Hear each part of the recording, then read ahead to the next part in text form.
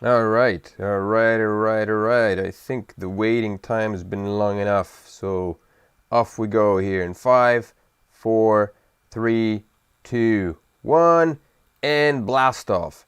Welcome back to the 65th episode of the Korea podcast, coming to you live here from my home studio at home. And um, I can't believe that it's already been 65 episodes. Holy moly. I'm back here at home because I just happened to be here. Family relations, kids are back home, so we brought them home, and turns out that my internet works fine as well. The Korea Startup Podcast is a podcast that talks about anything and everything related to living and working here in South Korea, as well as running Hagwon businesses and smaller versions of it. Hagwon businesses, which are English language schools, and smaller version thereof, which are gombubangs run from home rather than standalone businesses. Tonight, there are two things on the agenda that I would like to talk about. Again, this will be a short podcast. I'll try to keep it to around 30 minutes so as not to overload people's loads. I promise that I will, for those who are keen and who are, avidly watching, that I will get a new camera, because I think this camera, it's an older computer, and I think it needs an upgrade in any case.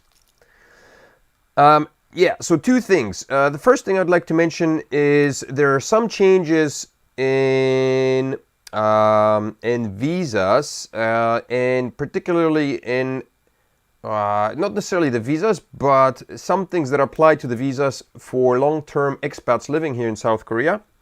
And then the second thing I would like to talk about is answering the question of whether you should or should not consider coming to South Korea in order to teach English. Both of these were prompted by either questions or things that were being discussed or that are being discussed presently online. Pardon me. There you go. Okay. And so they're not just things that I pulled out of my hat. These are things that people are genuinely interested in. We've got one person in the chat tonight. Welcome to the podcast. There are a couple of people watching, possibly. Okay, so let's just jump right in. So let me switch over here to the browser window. The first thing that I wanted to talk about is the changes that are being done to the visas of long-term expats living here in South Korea. Particularly, well, not really particularly, but so this, as of now, all expats that are either married to South Koreans or have other kinds of visas which they use here in South Korea, the process is pretty simple. For me personally, I have an F5 visa, or an F6, I believe it is right now, which means that I'm married to a national, and that particular visa permits me to remain here in the country and work, and I have to renew it every few or so years. Initially, when you receive the visa for the first time, I think it's like a year or 2 years sojourn, and then after that it's extended. Right now my visa has been extended to 3 years, which means I don't need to go back every year like some people who have an E2 visa, which is an English teaching visa here in South Korea. Those need to be renewed every year annually. The F6 visa, the spousal visa, right now it's 3 years. Every 3 years I need to go and renew it. I just renewed it, so I'm good to go for the next 3 years. But so as you can see here, as of 1st of June 2020, the government, I'm going to have to do some scrolling. I was trying to adjust the screen to fit everything inside, but not quite as successfully as I would like it to be. So anyway, government of Republic of Korea has decided to temporarily suspend the waiver of re-entry permits for long-term visa holders. So apparently there was a re-entry permit in the past that has been waived, and now it's being suspended, which means the re-entry permits are once again required. So anybody who's here in South Korea on a long-term visa, such as myself, a spousal visa or any other type of visa, will have to get a re-entry permit prior to leaving South Korea. So it doesn't matter if you are married to a national and you have a visa that's good for the next, I guess, 5 years, maybe maximum 3 to 5 years, you still need to get a re-entry permit. And so that's done in an effort to cope effectively with the inflow of COVID-19. This measure will come into effect at 00 hours on 1st June 2020 and remain in effect until further notice. What the reasoning behind that is, I don't know. We'll get to it in a little bit. Accordingly, starting from June 1st, 2020, all foreigners, excluding holders of A1 and A2 official, so diplomatic and A2 official, whatever other business that is, and A3 treaties, as well as F4 visa holders, which are basically Koreans Korean nationals who live abroad or who have been born abroad or, are Korean by descent, whatever, but not really born in Korea or have not been living in Korea for some time. But they still have, I guess, like a dual citizenship or two visas in any case. These people are exempt. Why? I don't know. Apparently, okay. So these people long-term shall apply for a re-entry permit through a social immigration office before leaving Korea if they wish to maintain their status and period of stay. Leaving Korea without a re-entry permit will result in cancellation of their alien registration in accordance with Article 37 of the Immigration Act. In this case, the foreigner must obtain a new long-term visa to re-enter Korea. So if you happen to be leaving Korea without a re-entry permit, you could have your visa cancelled upon returning, or maybe even while you're leaving, I guess. Anyway, all foreigners who are granted a re-entry permit and wish to re-enter Korea shall undergo a medical examination not earlier than 48 hours prior to the date of their departure for Korea and present a written diagnosis when requested by a transport operator and an immigration officer. Failure to do the same may result in re-entry denial. So prior to coming back to Korea, if you are on vacation, about 48 hours before you re-enter Korea, you need to have a medical checkup done. That poses several challenges. In present situations, if you're in areas that are, I don't know, in which maybe if you're on an island somewhere in the middle of the Pacific, it might be difficult to get a hold of a doctor. Hopefully not. I mean, if you go into a deserted island, you're kind of stuck there, but then you need to make sure to land somewhere on solid ground on some kind of mainland area in order to get a hospital checkup. But that needs to be done no more than 48 hours before you arrive back in South Korea. Failure to do the same may result. The diagnosis shall be written in Korean or English. So probably in Korean, unless you're lucky enough to stumble upon a doctor who is fluent in Korean, and needs to be signed by a medical examiner and issued by an authorized medical institution. So I guess it's got to be a hospital. That probably would be enough, right? And medical examiner would be I assume a medical doctor.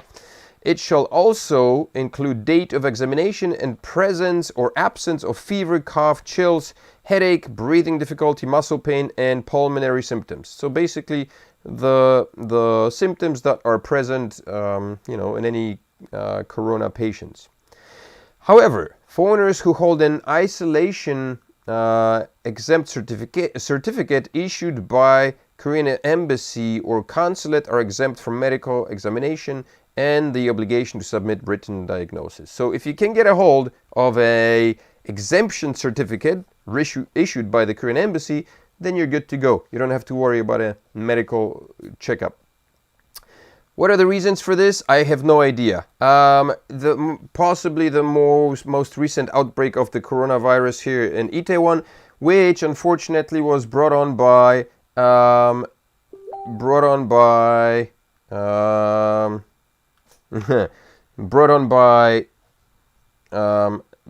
a Korean, actually, and yet somehow, time and time again, it seems that expats are the ones who are taking the beating for it. Excuse me, I just received a text message from Jason Teal, who I asked him if I could post a link to this podcast in the living what you might call it, in Jesus Louises, in the Ulsan Online group, and he says it's cool. So let's do that now. I'm just gonna wiggle my way over there quickly and post it. Ulsan Online drink.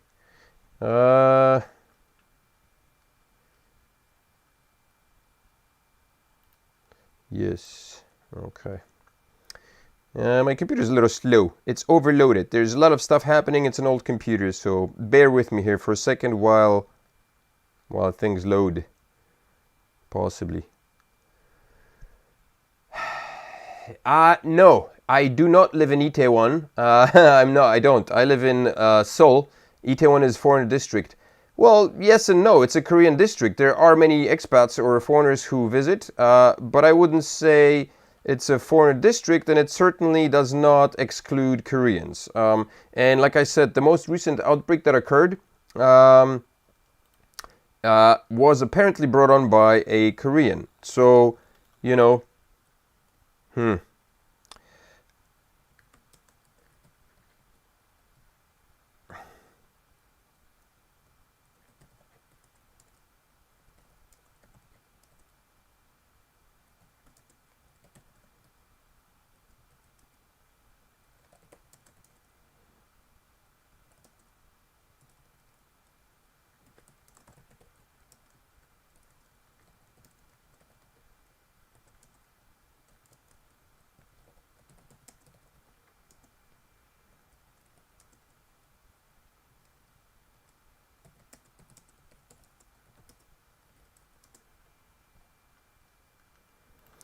okay, pardon me. Yeah, so Itaewon is a very busy district. It's there's a lot of people from basically from everywhere, right?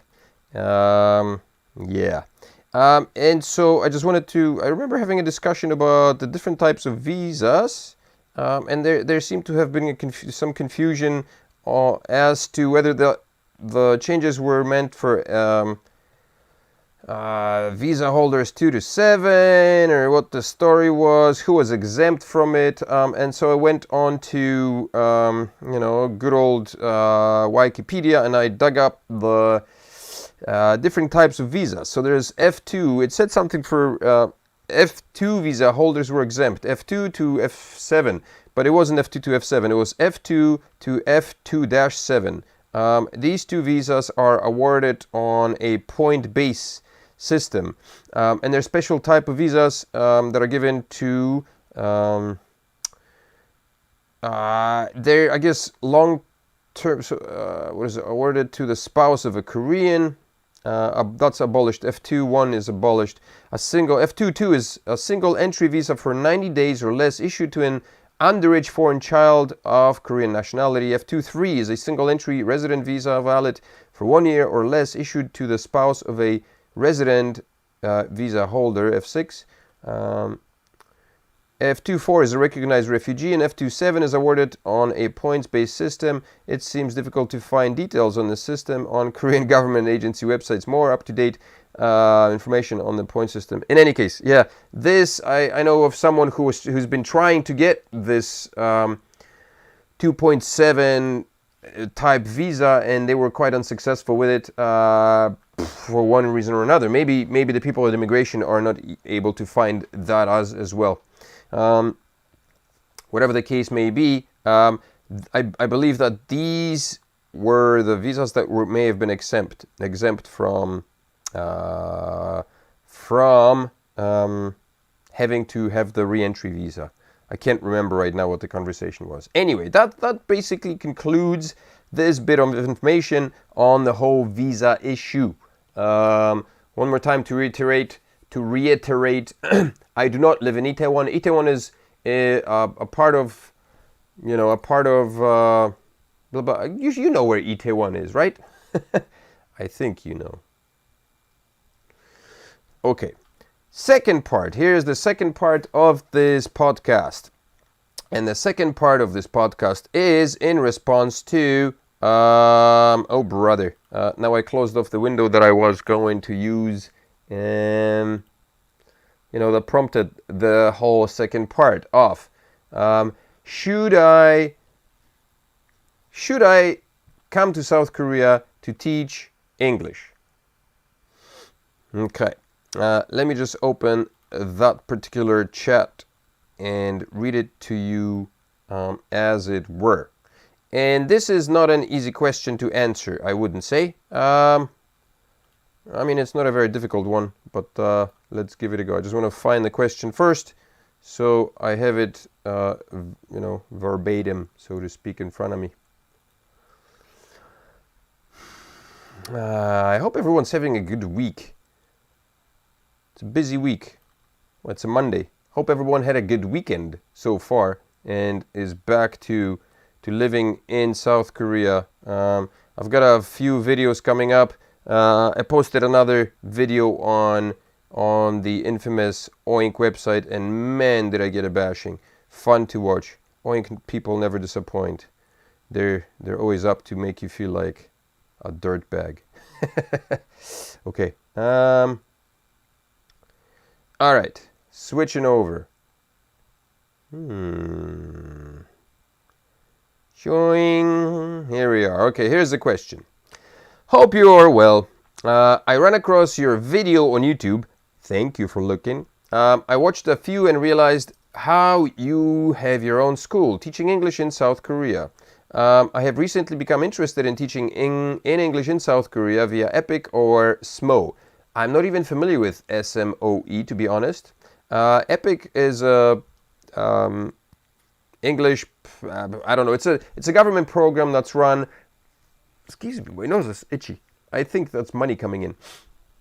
Epic is a government program that is, that caters, that supplies expat, that supplies native English speakers to government schools across the nation. It's got a pretty good reputation, pretty good pay, and I guess overall people are quite happy with it because the program has been in place for some time now. Although in the more recent past there have been some changes to that as well. A lot of positions have been cut, even here in the city. So a bunch of people have lost their jobs, so the EPIC program has been downsized, so to speak, I guess. I don't know to what extent.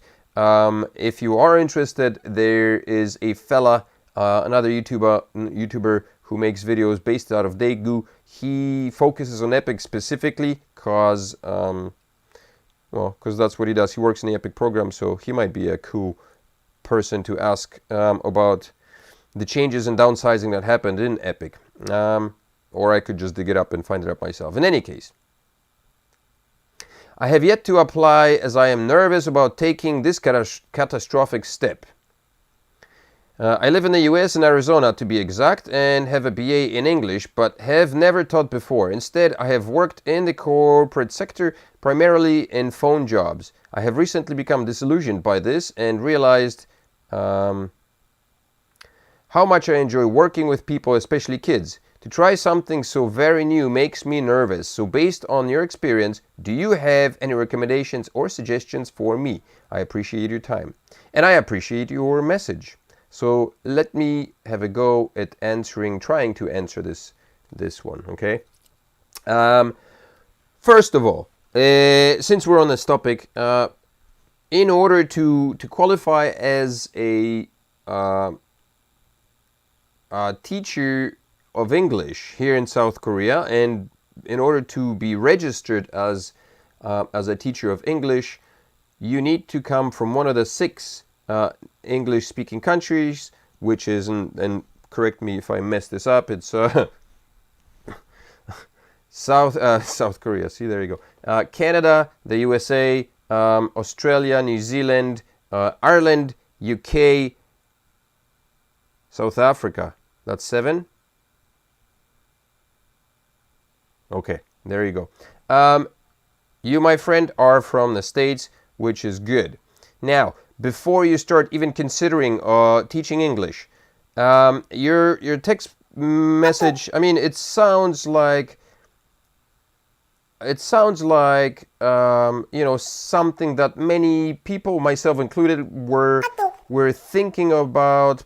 Pardon my bloody cacao jickety jacker here. How I was functioning when I was leaving Canada to come to, actually my first job was in Japan, and then I came to Korea.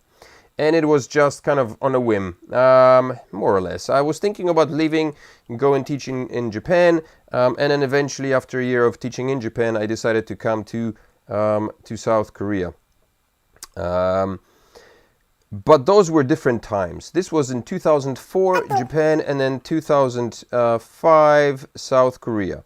And living then was very, very different.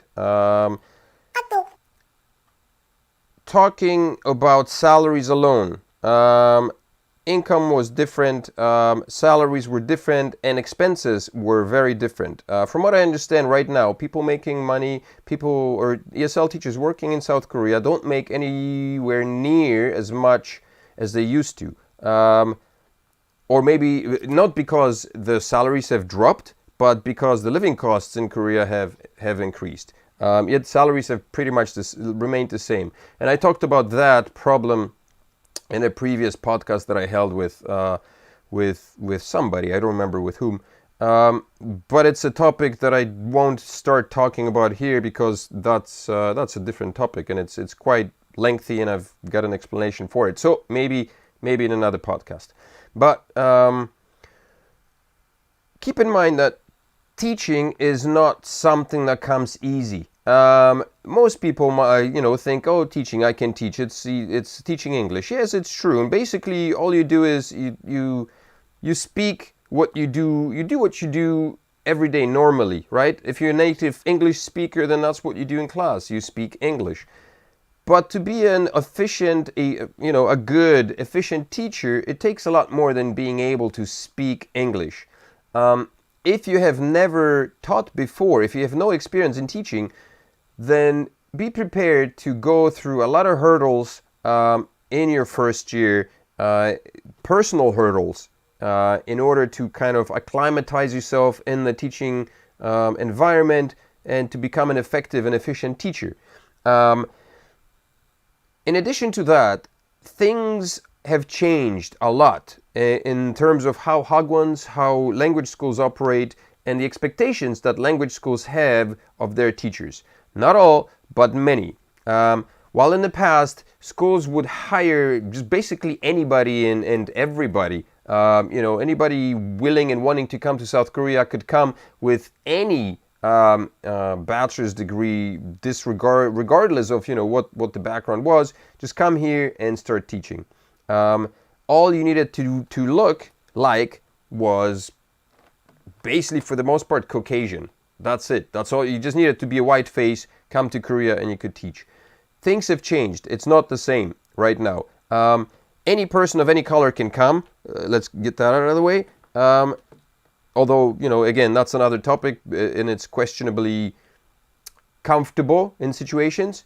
But when it comes to the quality of teachers, because the large number of people that have come here, the expats that have been living here in South Korea for so long, there's a lot of people coming here who over the years have come here and have worked here for very long periods of time, like myself. And while people Sorry, I just read a message, threw me off here. And why people in the past have, not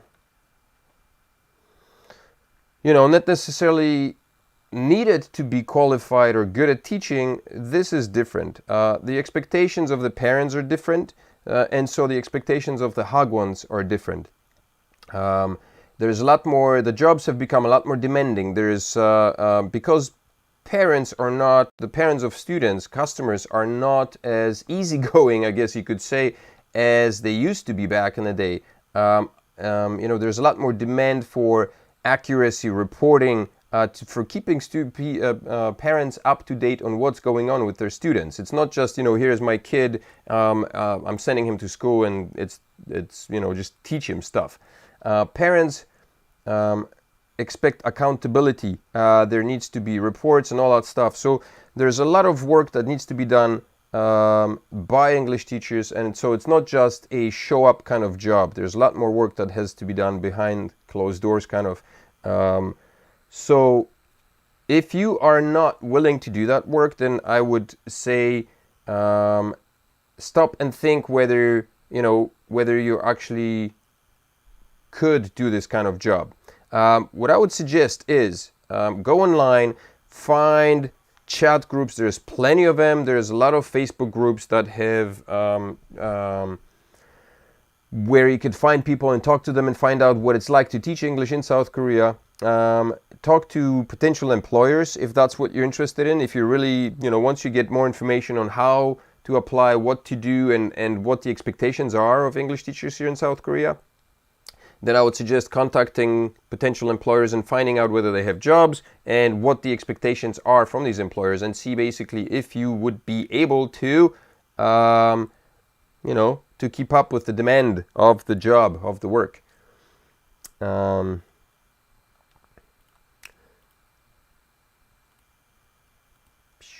Okay, I closed down a bunch of windows because I'm having some hard time here for some reason, buffering. I hope the video is not slowing down too much. Okay. And so, yeah, that's really it. If you still think you are interested in becoming, coming down to South Korea and... why is my encoding overloaded? Okay. If you still think you're interested in coming to South Korea and, looking for a job, finding a job, then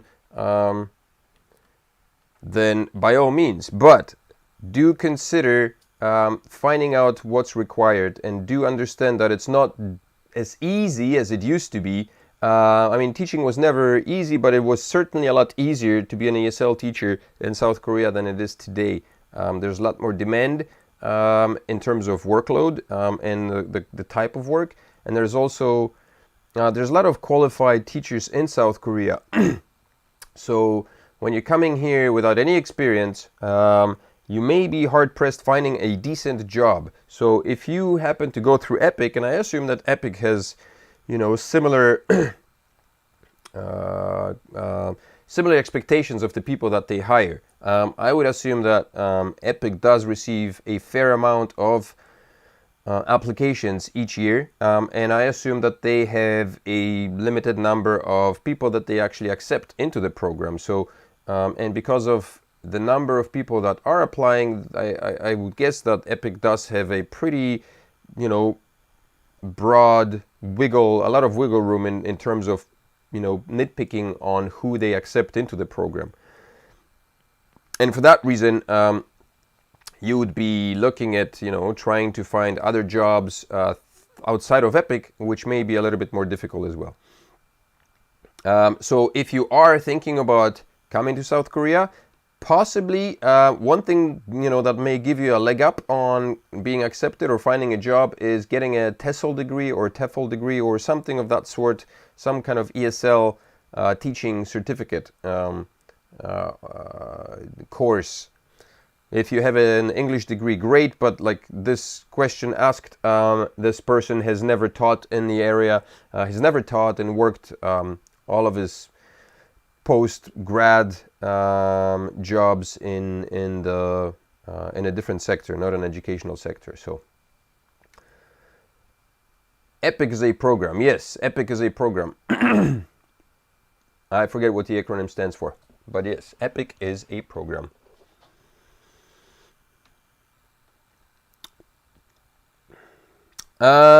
Yeah, so I think that's it. That's it for today. Those are the two questions that I wanted to address quickly in this video. I hope that this helps. For those who knew already about the visa thing, well, maybe you can chime in and leave some other input. I don't know if there was a discussion about the different changes and what was happening. I don't know. Maybe things will be changing. Maybe there's going to be updates. But it is what it is right now.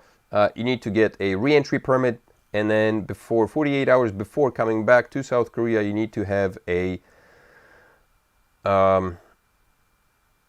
what you may call it. You need to have a medical checkup in order to show people that you're COVID-free or corona-free upon entry. And then if you want to come to work in Korea, just make sure that you know what you're getting yourself into. It's not a walk in a park.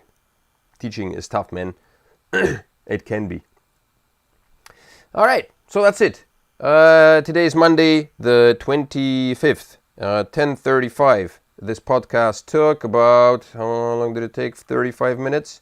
Almost 30 minutes. 35 minutes. Fantastic. Good timing. Okay. Good timing and good times.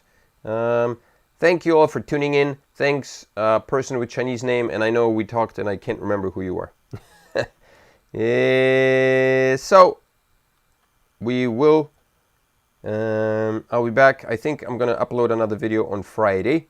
Because I think Friday evening may be a good time. And it doesn't overload me particularly because I don't really have a lot of time to do that anymore. Not as the way it was pro-COVID and pro our school opening up a kindergarten program here, man. The kindergarten is just killing it. Wow. With so much work, so busy. Very, very few rewards so far for a number of reasons. But, Bruno, yeah, thanks for your time. Hey, Bruno, thanks for stopping by. I'm taking off. I'm going to leave you guys to go home and to your families or stay home and do your own thing. And I'm going to vamoosh and drink some water because I'm sitting in my room and I'm sweating. I need a fan in here. All right. Have a good night, everyone. Take care of yourselves. And we'll see you in the next episode. It's going to be 65. Hopefully a good one. Have a good night. Bye-bye.